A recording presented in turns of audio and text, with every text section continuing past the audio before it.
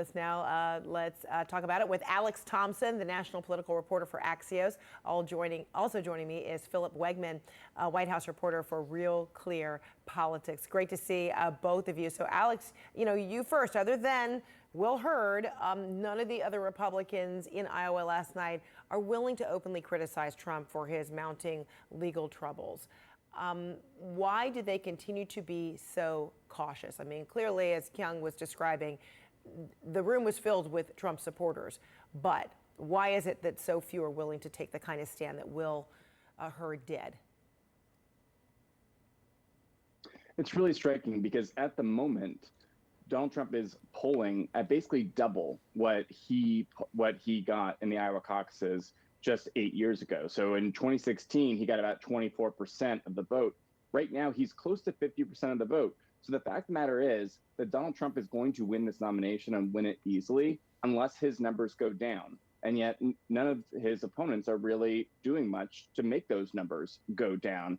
And you would think that his conduct on January 6th would be perhaps the easiest thing to criticize him on, even a lot of Republicans, even if they agreed with him on the substance, many Republicans did not agree with his conduct on that day.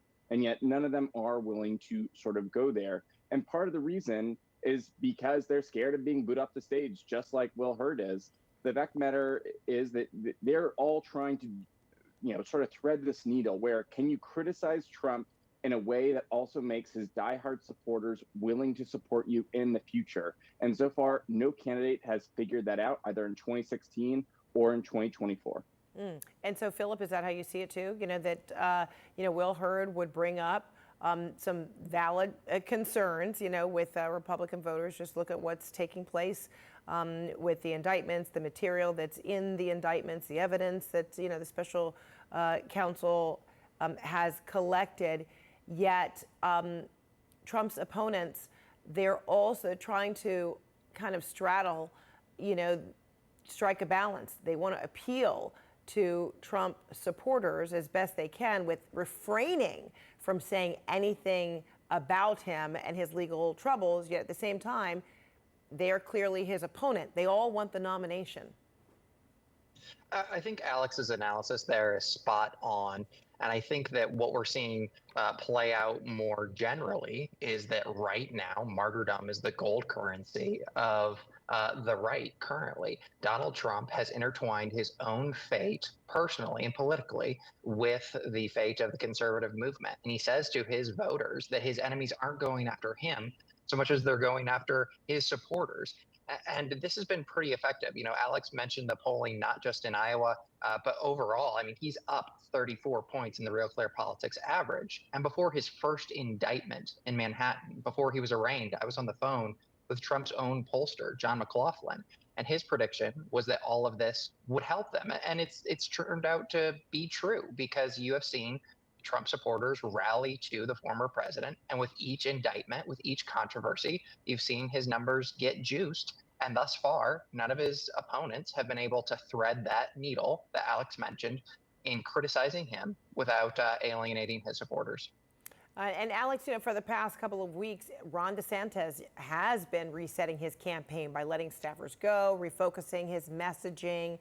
This is what he had to say recently about the 2024 general election. Listen.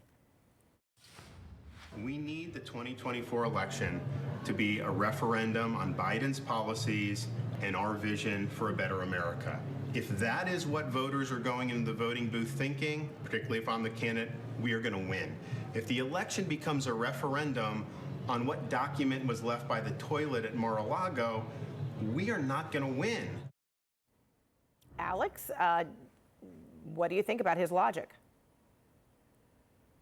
Well, this is Ron DeSantis trying to essentially, we talked about threading that needle. So he still is critical of these indictments. He's criticized the Biden Justice Department, but now he's really trying to make it about electability. He's basically saying, yes, I think Trump is getting railroaded. It's unfair, but just Trump cannot win. The problem for Ron DeSantis is that in poll after poll, both those Iowa and South Carolina polls that recently came out, a Monmouth poll that came out this week, GOP voters still believe overwhelmingly that Trump is the most electable candidate against Joe Biden. in 2024. They see a certain sort of toughness to him, and Ron DeSantis is trying, to sort of get at the edges of that and make an electability argument. The problem is that so far, voters have not responded to that argument. If anything, his poll numbers have gone down. Yet he is still, hustling on the campaign trail. He did 6 events in Iowa just these last 2 days. He is doing a number of interviews, more mainstream interviews. He's doing, Fox News' Brett Baer on Monday in New Hampshire. So he is changing things up, but the question is it just too little, too late? Philip, DeSantis is second, in most GOP polls, but his numbers have been dropping in recent weeks. So do you see another GOP candidate who could threaten a Trump nomination? Right now, I'm watching Senator Tim Scott, and what I found so interesting is that he was approaching second place in a recent Fox Business poll, but also the internal polling released by both DeSantis and Trump showed him up to double digits in Iowa. This is a candidate who insists that he is made for the moment, that he has the campaign infrastructure necessary. And I think that the debate next month, where he's actually on stage with a lot of these other challengers, is going to be pretty significant for Scott. Can he actually poll ahead? Can he actually make the most of this moment? But a question for a lot of these candidates, a question that is hanging over all of them, is are they competing for second place, or are they willing to surpass DeSantis? And then are they actually ready to go after Donald Trump, to make an affirmative case for why they should be the nominee, rather than some of these glancing blows that we just heard about from DeSantis, where he was criticizing the former president, but he wasn't doing it on stage. And we saw with Will Hurd at the beginning of the show that that's not something that voters have an appetite for. So I think that there are a lot of other candidates who are hoping for their moment, and certainly they're going to get their moment in the sun as this thing drags on. All right. Philip Wegmann, Alex Thompson, great to see you both. Thanks so much. Thank you.